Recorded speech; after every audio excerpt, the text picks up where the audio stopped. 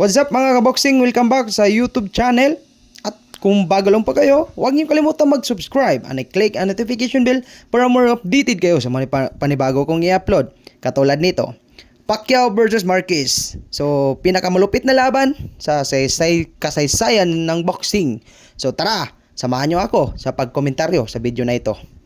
Dito, nagsimula si Pacquiao ng jab, nagbitaw ng combination, tumama naman sa mukha ni Marquez. Pero si Marquez dito, nagpaisip muna bago sa sumulong kay Pacquiao.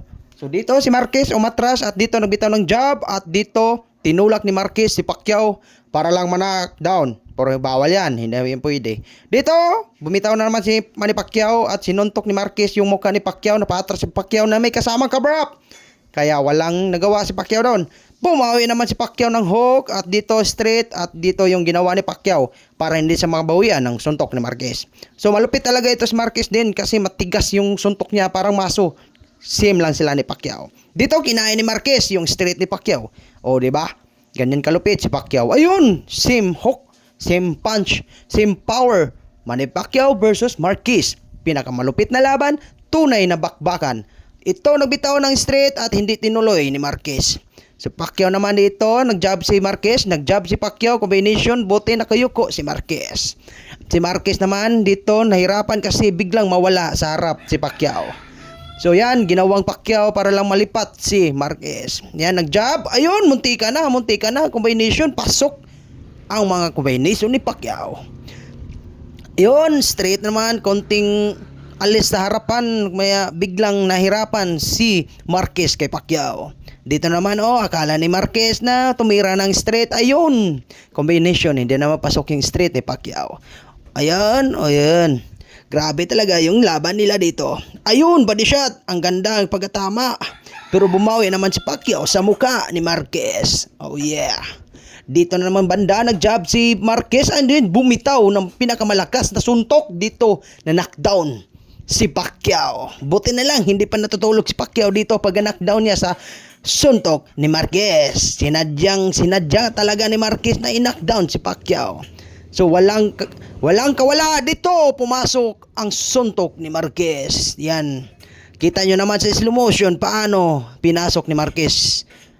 At doon nagbitaw na naman si Pacquiao pero hindi natinag si Marquez. Ang lupet.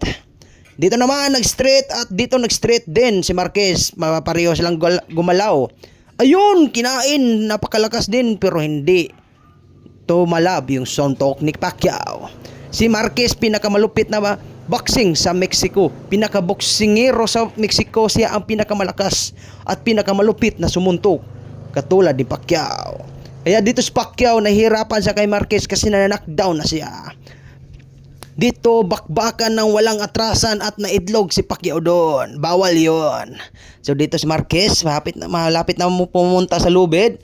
At dito, at yon, yakap muna. Tapos biglang dumating ang referee. Buti na lang, may referee. Okay, time na yon. So dito, kita nyo naman paano na knockdown.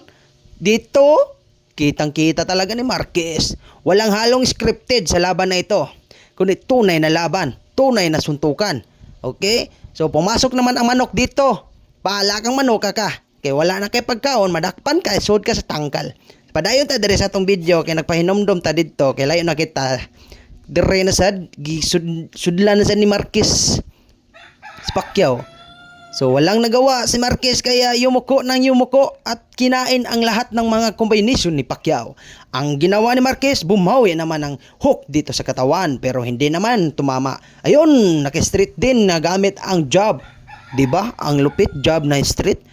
Lupit talaga ni Pacquiao. Ganyan talaga ang legendary ng boxing. So ito si Marquez, Pacquiao din yan sa kanilang lugar. Marquez lang ang pangalan. So, sabi ko lang yan. Dito, nagpalitan ng jab. Dito na knockdown. Na-knockdown si Marquez pero bumalik agad. Ganyan kalupit ang tuhod ni Marquez. Matigas. Same na sila. May score na knockdown ang dalawa. Marquez at saka si Pacquiao. So dito, binilangan ng referee si Marquez kung kaya ba bang lumaban ni Marquez kay Pacquiao.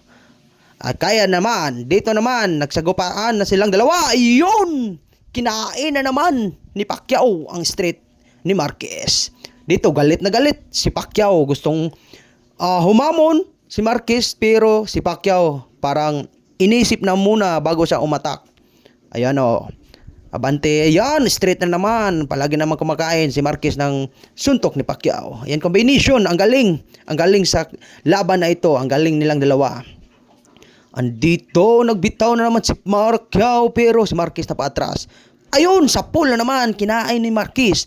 Pero malupit yung mukha ni Marquez. Parang hollow block. Hindi mababasag yung hollow block, hindi sa Pilipinas, kundi sa ibang bansa. Matibay yun. Hindi halong korupsyon. Dito na naman, dito na corner si Marquez at binugbog ni Pacquiao, pero buti na lang si Marquez may mataas na IQ sa pag-iisip sa boxing.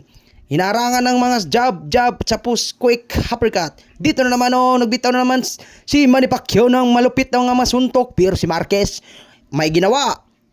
Hook sa katawan ni Pacquiao. Parang bell to bell ang gusto ni Marquez dito. Pero si Pacquiao lumaban din sa bell to bell. So may manok dito na nini-editor sa kung saan yung nilagay ko yung no. Pero mulayat ni Sir dakpan na ron awan na matik na dakpan sudanan ni manok ka dire. Padayon ta dire penumdom man taw sa tong sudanon dire rong halang-halang man madakpan ni manuka. Ala nagpa tuloy ang laban dito, kinain na naman ni Pacquiao yung laban. Okay. May advantage talaga si dito si Marquez dito sa laban nila no. So iba talaga yung power ni Marquez, pero iba din si Manny Pacquiao. Ibang-iba ang power niya. Kaya ang ginawa dito ni Pacquiao, sugod na lang kasi nandito na si Marquez sa lubid. Dito na corner na si Marquez dito. Kapag hindi lumabas, yari ka kay Pacquiao. Ayan, combination, nagbitaw na si Pacquiao at si Marquez, walang nagawa. Walang kabirap ang ginawa, kundi likay lang ang ginawa niya. Likay lang. Hindi ko alam kung ano. So, yun. Buti na lang dumating ang referee at time na. Dito na naman, banda. Kita nyo naman sa slow motion paano bumagsak si Marquez. Pero buti na lang, malakas yung tuhod ni Marquez. Hindi basta-basta natumba si Marquez.